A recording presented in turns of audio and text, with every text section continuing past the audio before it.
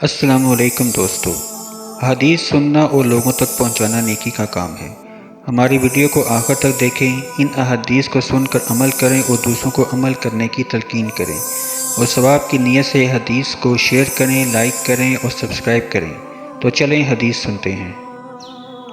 हज़रत उमर इब्न खत्ताब रज़ी अल्लाह अन्हु ने फरमाया कि मैंने रसूल अल्लाह सल्लल्लाहु अलैहि वसल्लम को ये फरमाते हुए सुना कि अमाल के नताइज नीयतों पर मौकूफ़ हैं और हर आदमी को वही मिलेगा जिसकी इसने नीयत की। चुनाचे जिसकी हिजरत दुनिया के लिए हो कि वो इसे पाएगा, या किसी औरत के लिए हो कि इससे निकाह करे, तो इसकी हिजरत इसी चीज़ की तरफ शुमार होगी जिसके लिए हिजरत की हो। Narrated by Ammar bin al-Khattab Bratzi Allah. I heard Allah's Apostle, peace be upon him, saying, "The reward of deeds depends upon the intentions, and every person will get the reward according to what he has intended.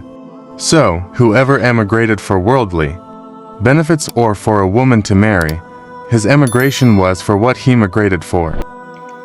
दोस्तों, अगर आप मज़ीद अहादीस सुनना चाहते हैं तो हमारे चैनल को सब्सक्राइब करें, लाइक करें और अपने दोस्तों के साथ शेयर करें ताकि आप मज़ीद सवाब हासिल कर सकें। शुक्रिया।